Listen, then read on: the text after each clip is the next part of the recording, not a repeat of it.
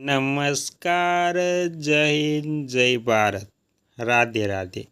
સ્વાગત છે તમારું આપણી YouTube channel government pension salary ઇન્ફોઇન્ટ ન્યૂઝમાં. તો આજે આપણે વાત કરવાના છીએ કે ગુજરાત રાજ્યના તમામ વિધવા બહેનોનું પેન્શન આવતા મહિનાથી થશે બંધ. પેન્શન શરૂ રાખવા માટે આ નિયમનું ફરજિયાત પાલન કરવું પડશે. તો હવે આવતા મહિનાથી તમામ વિધવા બહેનોનું પેન્શન થઈ શકે છે બંધ. પરંતુ પેન્શન શરૂ રાખવા માટે આ નિયમનું ફરજિયાત પાલન કરવું પડશે તો તમારું પેન્શન શરૂ રહેશે. તો કયા નિયમનું કેવી રીતે પાલન કરવું પડશે અને આ નિયમ શું છે અને તેના માટે શરૂ રાખવા જે પેન્શન છે તેને શરૂ રાખવા માટે કઈ કઈ પ્રક્રિયા ઘરે બેઠા તમે કરી શકશો તેની સંપૂર્ણ વાત આપણે સાવ સરળ શબ્દમાં તમને સમજાય તેવા શબ્દમાં આપણે કરવાની છે. તો સંપૂર્ણ વાત વિગતવાર જાણતા પહેલાં તમને નાની વિનમ્ર વિનંતી છે કે તમે આપણી ચેનલમાં નવા હોય તો આપણી ચેનલને સબસ્ક્રાઈબ કરી લેજો, કેમ કે આવી કોઈ પણ નવી અપડેટ આવે તે નોટિફિકેશન સૌથી પહેલાં તમને મળી જાય. અને વિડીયો ગમે તો લાઈક કરવાનું ભૂલતા નહીં. તો સંપૂર્ણ વાત વિગતવાર જાણીએ તો ગુજરાત સરકારની ગંગા શ્રુપા આર્થિક સહાય યોજના હેઠળ દર મહિને મળતી ₹1250ની પેન્શન સહાય અટકાયા વિના ચાલુ રહે તે માટે દર વર્ષે હયાતીની ખરાઈ એટલે કે EKYC કરાવવી ફરજિયાત છે. સરકાર દ્વારા સામાન્ય રીતે આ પ્રક્રિયા માટે દર વર્ષે 31 જુલાઈ સુધીની મર્યાદા નક્કી કરવામાં આવી છે. જો કોઈ લાભાર્થી બહેન નિયમ સમયમાં પોતાની હયાતીની ઓનલાઈન કે ઓફલાઈન ખરાઈ નથી કરાવતા તો તેમનું માસિક પેન્શન અટકાવી દેવામાં આવે છે.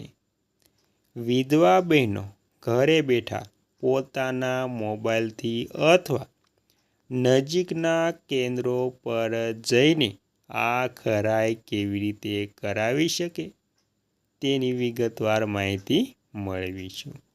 તો તેમાં પહેલું છે ઓનલાઈન પદ્ધતિ.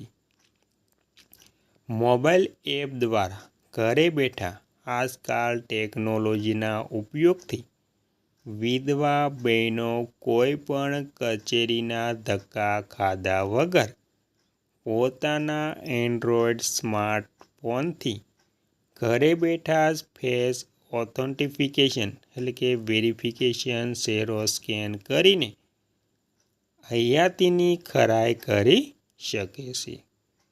જરૂરી એપ્લિકેશન.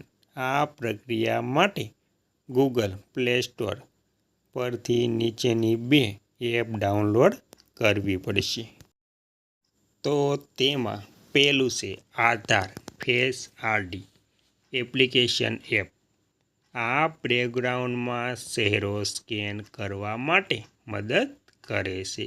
બીજું બેનિફિશરી સિસ્ટમ એપ. આ સામાજિક સુરક્ષા વિભાગની સત્તાવાર એપ છે જેના પર ખરાઈ થાય છે. સ્ટેપ બાય સ્ટેપ ઓનલાઈન પ્રક્રિયા. પગલું ફોન પહેલાં. તેમાં પહેલું ફોનમાં બંને એપ ઇન્સ્ટોલ કર્યા પછી બેનિફિશરી સિસ્ટમ એપ ઓપન કરો. બીજું તમારો ચાલુ મોબાઈલ નંબર નાખીને OTP વન ટાઈમ પાસવર્ડ દ્વારા લોગિન કરો.